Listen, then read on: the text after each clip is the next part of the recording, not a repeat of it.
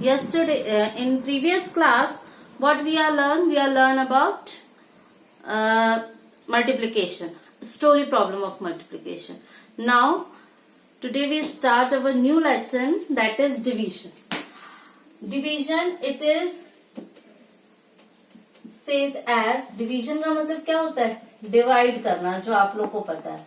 लेकिन अगर हम डिवीजन को अगर ऐसे समझेंगे कि डिवीजन मीन्स होता है इक्वल डिस्ट्रीब्यूशन.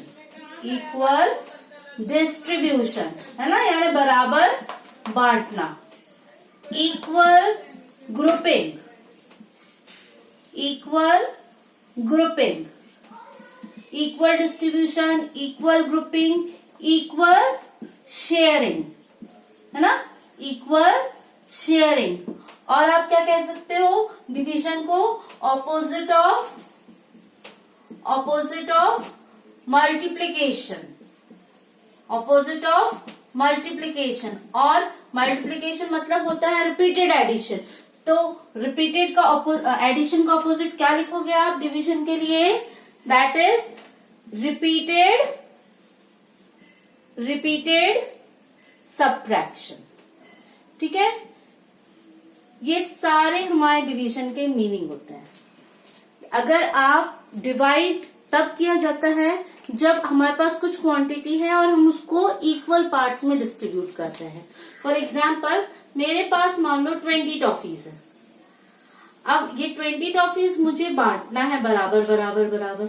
अगर मैं इसको 3 पार्ट्स में बांटूंगी, इक्वल 3 पार्ट्स में डिवाइड किया है मैंने, तो क्या ये इक्वली डिवाइड होंगे? नहीं होंगे, है ना. मैंने 20 टॉफीज को मान लो 6 3 18 हो गए. अभी भी 2 टॉफीज मेरे पास लेफ्ट बची हुई है, तो क्या ये इक्वल डिस्ट्रीब्यूशन हुआ? क्योंकि बची है, मेरे पास कुछ नहीं रहना चाहिए, 0 रहेगा, तब इक्वल डिस्ट्रीब्यूशन होगा. ठीक है, तो ये इक्वल डिस्ट्रीब्यूशन हम फाइंड आउट करते हैं, कितना लेफ्ट रहेगा, डिस्ट्रीब्यूट होगा नहीं होगा. इन्हीं सब चीज मेथड्स को हम मैथमेटिकली जब फाइंड आउट करते हैं तो उसको कहते हैं डिवीजन. उसको क्या कहते हैं? डिवीजन. ठीक है, और डिवाइड करने के लिए सेम एज आपको टेबल्स आना कंपलसरी है. ठीक है, without table it is very difficult for you to do the questions of division. ठीक है, अब जैसे हम स्टार्टिंग में डिवीजन के 2 मेथड होते हैं. एक होता है मल्टीप्लीकेशन मेथड, एक होता है मल्टीप्लीकेशन मेथड, और एक होता है मल्टीप्लीकेशन मीन्स यूजिंग टेबल, और एक मेथड होता है लॉन्ग डिवीजन मेथड, जो आपने 3rd क्लास में पढ़ा है. ठीक है, उसको ही हम और ग्रेटर नंबर मल्टीप्लीकेशन यानी मल्टीप्लाई यूजिंग टेबल्स. जैसे फॉर एग्जाम्पल मेरे पास है 18 डिवाइडेड बाय 3. 18 डिवाइडेड बाय 3, तो मुझे यहाँ टेबल किसका पढ़ना है? 3 का टेबल पढ़ना है. ठीक है, 18 is a bigger number, bigger number को ही हम डिवाइड कर सकते हैं, तो हम टेबल किसका पढ़ेंगे? 3 का. 3 का टेबल आपको तब तक रीड करना है जब तक आपका आंसर 18 नहीं आ जाता. तो 3 6 18, दैट इज यूजिंग टेबल. ठीक है, वन मोर क्वेश्चन. जैसे मेरे पास है 49 डिवाइड बाय 7. 7 का टेबल हमें तब तक पढ़ना है जब तक हमारे पास 49 नहीं आ जाता. तो दैट इज 7 7 49. ये हमने डिवीजन किससे किया? Using multiplication. लेकिन suppose the number is greater, 893 divide by 7. अब आपको 7 का टेबल इतना पढ़ना है कि 893 आ जाए. It is possible? No, it is difficult. Impossible नहीं है, डिफिकल्ट है ना. तो हम क्या करेंगे उसके लिए? कौन सा मेथड यूज करेंगे? Long division method. ठीक है, जो हम इस लेसन में पढ़ने वाले हैं. ठीक है, आपको सिखाया भी है मैंने लॉन्ग डिवीजन मेथड. 893 फिर इसके बाद 7 से डिवाइड करके अपन सॉल्व करते थे 3rd क्लास में. ठीक है, तो ये हम पढ़ेंगे. इन सब के पहले हमें ये जानना जरूरी है कि what are the properties of division. ठीक है, प्रॉपर्टीज ऑफ डिवीजन जानना जरूरी है. तो आप अपनी कॉपी में डिवीजन के ये बेसिक ना स्टार्ट, प्रॉपर्टीज ऑफ डिवीजन. हम डिवीजन की प्रॉपर्टीज पढ़ेंगे. ठीक है, जैसे प्रॉपर्टीज ऑफ एडिशन पढ़ा था, प्रॉपर्टीज ऑफ मल्टीप्लीकेशन पढ़ा था, वैसे ही हम क्या पढ़ेंगे अब? Properties of division. Number first property, ठीक है, 28 डिवाइड बाय 1। अब हमें 1 का टेबल पढ़ना है जिसमें 28 आए, तो अब 1 का टेबल 1 1 जा 1, 1 2 जा 2, 1 3 जा 3 and so on. So 28 time के लिए हमें क्या करना पड़ेगा, 128 जा 28। ठीक है, आप देखो जो क्वेश्चन था that one is the answer. ठीक है, अगर मैं इसको ऐसे लिखूं 578 डिवाइड बाय 1, तो आंसर इज 578। जो क्वेश्चन है दैट इज द आंसर। ठीक है, सो इसके लिए प्रॉपर्टी क्या हो जाएगी हमारे पास, व्हेन अ नंबर, कोई भी number, when a number is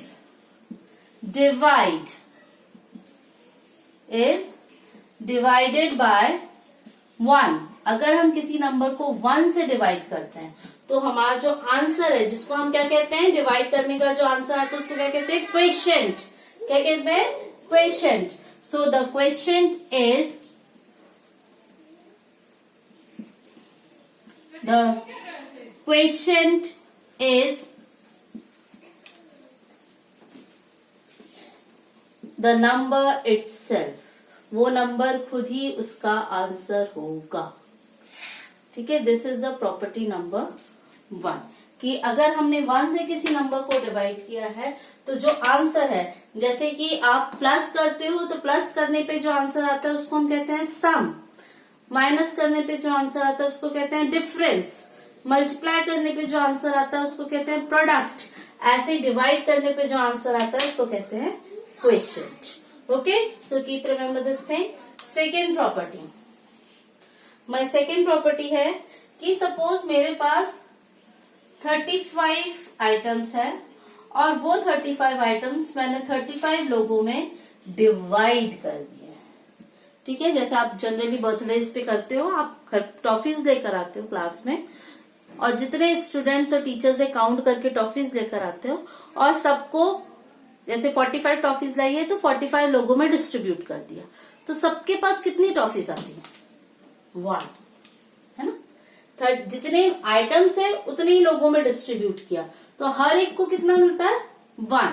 ठीक है, ये हमारे पास कोई भी कंडीशन हो, और वो कितना भी बड़ा नंबर हो, हम the number is divided by the itself, हम नंबर को उसी नंबर में डिवाइड करेंगे तो आंसर हमारा फिक्स है, दैट इज 1। ठीक है, this is our property number 2। When a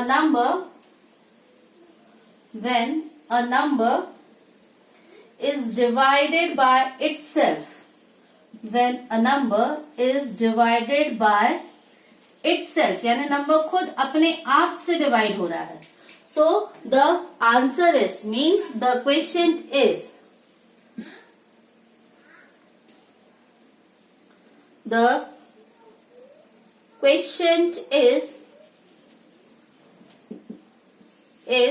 1 always, है ना। This is a property number 2।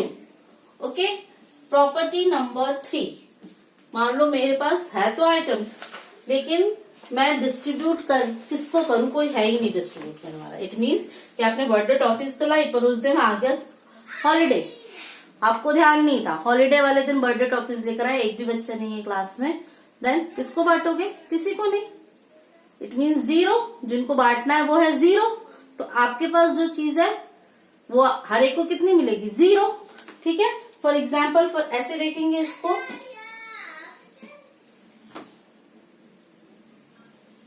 कि 0 पर्सन्स है, 0 इज डिवाइडेड, अब कुछ है ही नहीं बांटने के लिए, तो क्या बांटेंगे, कुछ नहीं, तो आंसर भी क्या आएगा, 0। ठीक है,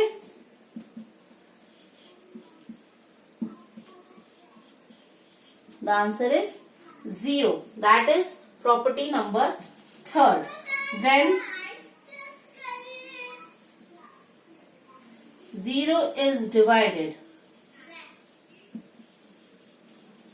by any number,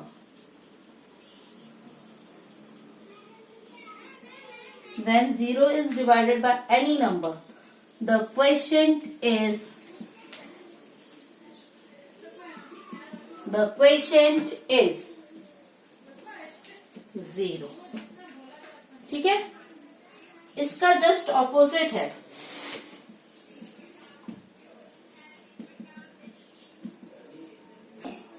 अब जीरो का टेबल आप कितनी बार भी पढ़ोगे तो भी 578 नहीं आने वाला, बिकॉज 0 1 जा 0 होता है, 0 2 जा 0 होता है, 0 3 जा 0 होता है, 0 4 जा 0 होता है। मीन्स कितना भी लंबा टेबल पढ़ोगे you never get the answer. It means this type of property is not defined, ये हो ही नहीं सकता। ठीक है, इसको याद रखना, this type of property is not defined, कि आप एनी नंबर, कोई भी नंबर हो, any number when divided by 0 the answer is not defined. ठीक है, वो आंसर को हम डिफाइन ही नहीं कर सकते। ठीक, these are the 4 basic properties of division. You note down these properties